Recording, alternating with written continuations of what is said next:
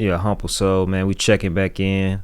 Like and subscribe if you're not already tapped in with us and you appreciate the content.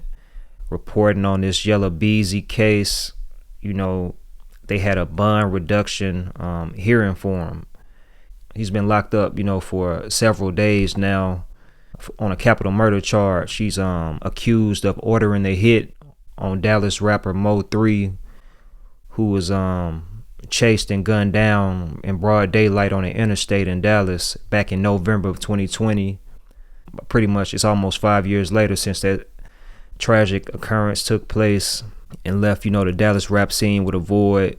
Yella Beezy, he's always been kind of short and mute about the entire situation. Even when he was asked in interviews about his beef with Mo3, he would say that it really wasn't an issue.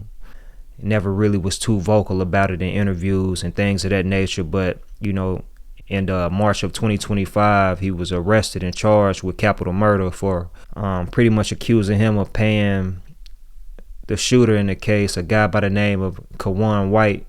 But yeah, Yella, he had a bond reduction hearing today. Initially he was hit with a $2 million bond. That's what the judge set his bond at. So the judge, during this during the whole hearing today, I heard his attorneys out, as well as I heard the prosecutor out, and decided to reduce the bond to $750,000, from the initial $2 million. So if I'm not mistaken, he'll have to pay around 10% of that, so that'd be $75,000.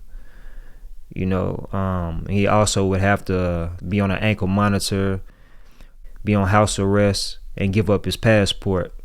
During the court hearing, during the bond reduction hearing, they actually played footage of the shooting. On the interstate, it shows Mo3 driving in his whip and a dark colored Camaro driving on side of him. When Mo3, he stops and the Camaro stops and Mo3 hops out, runs from the driver's side of his car on the interstate to the passenger side. It looks like he's reaching for something that I guess he couldn't find, reaching for a gun. I assume he couldn't find it or grab it in time, and the guy hopped out the Camaro, started letting off shots, and Mo3 took off running. And the footage shows the dude who said to be Kewon White chasing him down like some type of assault rifle, man, and letting off multiple shots. It was revealed in court that more than 40 shell casings was found at the scene. And it was also revealed in court that somebody came forward and told law enforcement that they overheard a conversation that Yella Beezy had with Kewon White about paying him to kill Mo3. But they said aside from that, it was no real evidence. They brought up a $40,000 transaction in Yella Beezy's bank account, like a $40,000 withdrawal in 2020 as well, assuming, that that's linked to the hit. But other than that, no real evidence was showed or revealed at that time linking Yella Beezy to the situation. They brought up Yella Beezy having an issue with Mo3 in the years prior to Mo3 being murdered.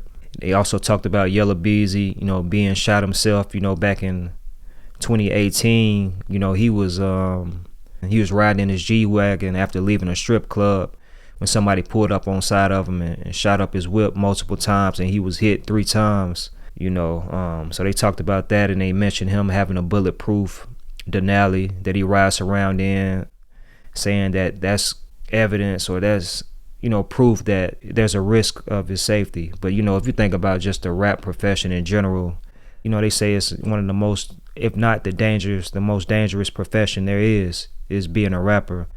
Add in the street element, then it makes it even worse. So I think the average person that can afford it and is a street artist wouldn't mind having a bulletproof vehicle. But yeah, man, that's what it's looking like right now in this situation. $750,000 bond right now for Yella Beezy. So I'm assuming if he puts up around 75K, he'll be released. If you're not already subscribed to the channel, hit the button ASAP, drop a comment, share the word, spread the word. Until next time, I'ma holler at y'all, man. 100.